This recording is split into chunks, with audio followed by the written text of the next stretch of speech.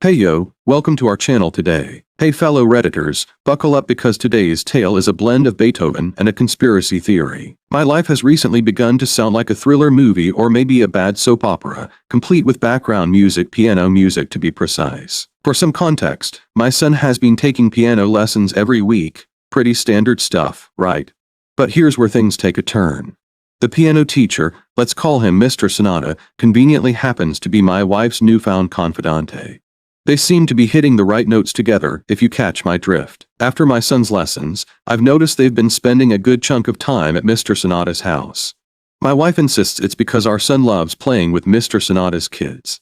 Seems innocent enough, yet this would imply my wife and Mr. Sonata are in the house alone as his wife is conveniently at work. This scenario strikes a dissonant chord in my brain, not because I inherently distrust them but because it's an unusual situation. The plot thickens. One day, our son made a comment that they were late because mom spent a lot of time in their bathroom.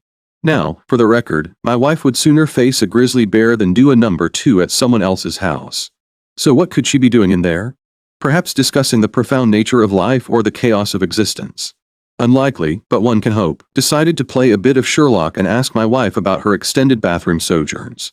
Rather than a clear response, I was met with noticeable tension. Imagine my surprise. This isn't a Dostoevsky novel, it's real life. But her reaction was telling.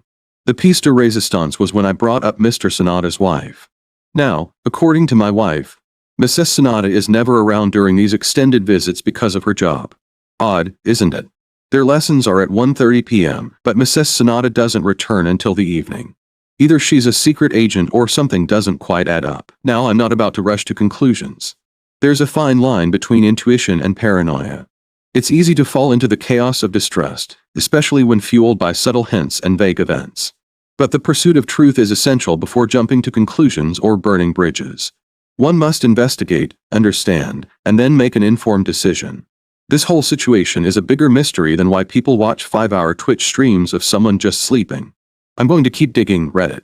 Not in a creepy lurking in the shadows kind of way, but in a genuine pursuit of truth way. Wish me luck, or just send piano song recommendations.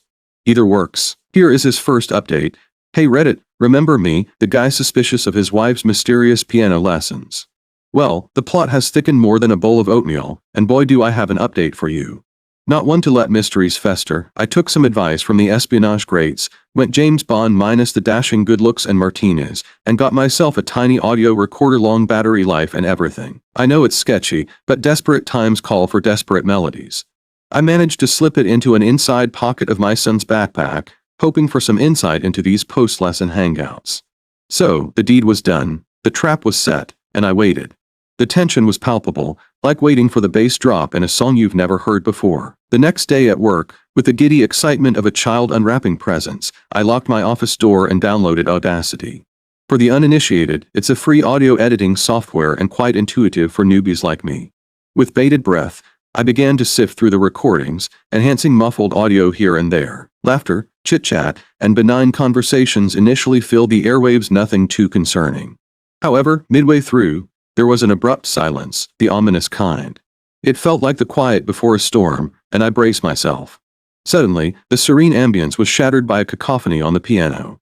Imagine pressing every key with immense force. Was it an avant-garde performance? Did someone trip? I could only speculate, but then I heard that sound, a moan, a gasp, and the sound of what seemed like 2 people in a hasty exit. My heart raced, my stomach turned, and a bitter taste filled my mouth. The clarity I sought came crashing down, confirming my worst fears. Now, I'm not a man of blind rage, but the need for confrontation and, dare I say, revenge coursed through my veins. I'll admit, Reddit, I'm at a loss. The weight of betrayal is heavy, and while revenge might be a dish best served cold, I'm burning up. What's next? A confrontation, certainly, but after that, only time will tell. Here are 2 responses that he received. Response 1. Hey op, I understand how damning that recording might seem, and your feelings of betrayal and hurt are valid. However, I would still suggest not jumping to immediate conclusions. Audio can be misleading, especially without context. It might be best to approach your wife calmly, share your concerns and the evidence you've collected, and listen to her side of the story. There could be explanations you haven't considered. Making hasty decisions based solely on a few ambiguous sounds might lead to regret later. Be sure of everything before taking any drastic steps. Response 2. Referencing the previous comment here, but honestly, there's no jumping to conclusions. The conclusion just slapped OP in the face. Made it sound like she's cheating, and it's as clear as day. If I were in your shoes, I'd be getting ready to drop her like a sack of rotten potatoes. Why prolong the agony, confront her, get to the truth, and think about what's best for you and your son. You deserve better. Here's his final update. Hey Reddit, it's me again, back with the final act of this heart-wrenching concerto. If you thought the previous acts were a roller coaster, hold on tight because this one's a plunge. Upon hearing the audio, I had an insatiable urge to validate the authenticity of the evidence. But I wanted to do it in a way that would also exact some much-deserved revenge. So, I bottled up my fury and waited an entire week until the day of my son's next piano lesson. The day had finally come. The piano teacher's wife, Mrs. Sonata, was my target. I left work in a flurry, driven by emotion, and marched into her office at the school district. I was met with a combination of confusion and hostility. She looked me up and down, perhaps sizing up my intentions. Tentatively, I broached the topic of our spouses' meetings. At first, she seemed in denial, with emotions ranging from disbelief to sadness. I persisted, urging her to hear the recording, promising clarity. After a tearful listen, the sorrow swiftly transformed into a fierce rage. It seemed we had unwittingly formed an alliance in heartbreak and anger. The next moments were a blur. We found ourselves driving to her house, intending to confront our cheating spouses in what I can only describe as a joint mission of fury. The house greeted us with eerie silence, broken only by the innocent laughter of kids playing outside. As we ventured further in, unmistakable sounds reached our ears, sounds that shattered any lingering hopes of innocence. Bursting into the master bedroom, the scene before us was one of sheer guilt. There they were, our spouses, naked, startled, and scrambling for cover. A maelstrom of emotions swirled inside me, anger being the most dominant. The room exploded in chaos, Mrs. Sonata hurling objects at her husband while I unleashed a torrent of words on my wife. In a fit of misplaced anger, the piano teacher threw something, accidentally hitting me. Red with rage, I couldn't restrain myself. I unleashed a flurry of blows onto him, ensuring he felt every ounce of pain I did. I somehow managed to keep the shots to his body, thinking of the children and how they didn't need to see their father with a messed up face. So, I kept his trauma hidden, mainly in his ribcage. Amidst the chaos, I took a moment to capture a few pictures, potential evidence for future battles. Taking control, I ordered my wife to dress and to get her ass home. I went outside and surprised my son, telling him of an impromptu visit to his grandma's. He was excited. On the way there, I also told him that Mr. Sonata was not going to be giving him lessons anymore. He was sad for a moment because he truly loved playing with his children, but that sadness washed away quickly with a slice of grandma's freshly baked apple pie. Returning home, the atmosphere was tense. My wife's pleas echoed through the house, but they fell on deaf ears. She cried, she pleaded, she apologized.